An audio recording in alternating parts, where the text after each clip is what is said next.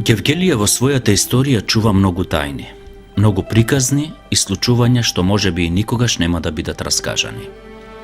Некогаш Гевгелија со мирис на диви рози, боја на парнар и жални врби кои плачеле над водите на Вардар, била починка за случајни или намерни минувачи.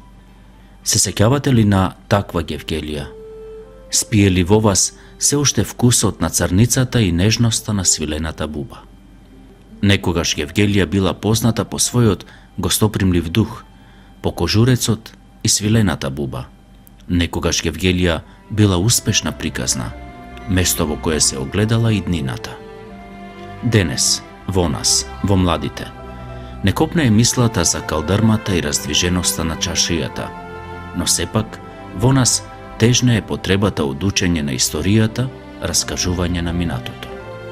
Некогашната гевгелиска каза била пример за Европската турска империја, затоа што во секое село постоеле по 5-6 училишта. Во градот пак постоеле српско, бугарско, грчко, влашко, католичко, еврејско и турско училиште. Во учебната 1905-1906 година имало 41 учител кои работеле во спомнатите училишта.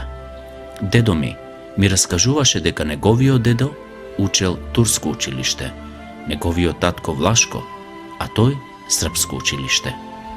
Татко ми пак го затекнале нови времиња, учел во македонско училиште како и јас.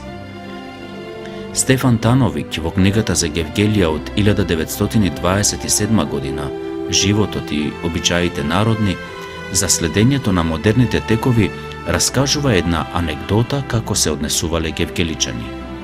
Еден јануарски ден, кај мојот роднина кој славеше имен ден, дојде една кројачка со својата мајка.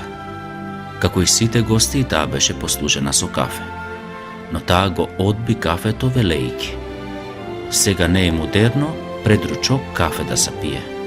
Животот на мештаните бил интересен, пред се поради желбата секогаш да се следат новините во модата. Доколку во градот најдел некој странец, мештаните веднаш ја забележувале неговата облека, па итале кон кројачот за да прераскажат и да си сошијат таква модерна облека.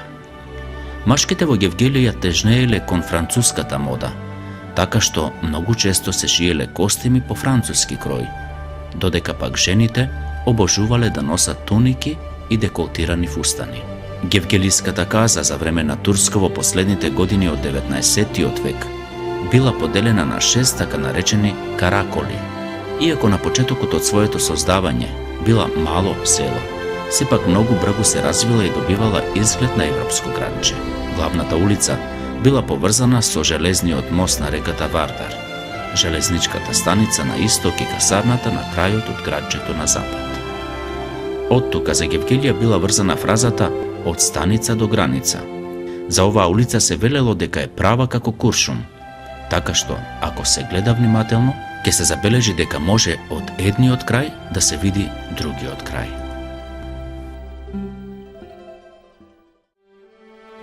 Кафеанскиот живот во Гевгелија бил многу развиен.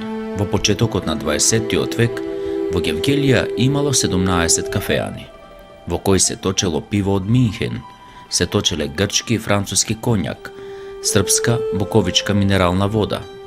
По кафеаните се читале домашни и странски весници и списанија, а главна тема, речиси секогаш, била странската политика.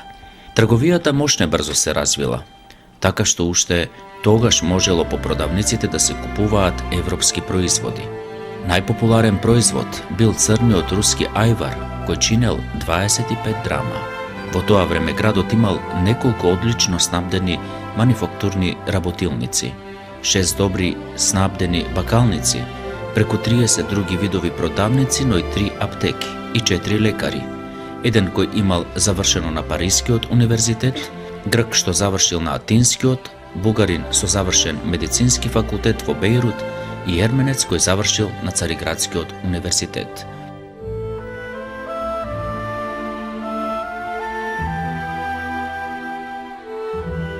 Гевгелија имала и 10 кројачки работилници, 10 чевларски работилници и неколку сладкарници и развиени столарски и коларски занаети.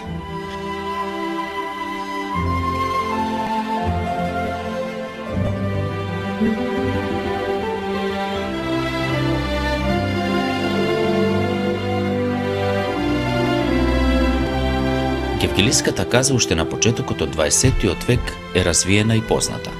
Во тоа време во градот имало агенти кои се занимавале со осигурување на друштва и фабрики.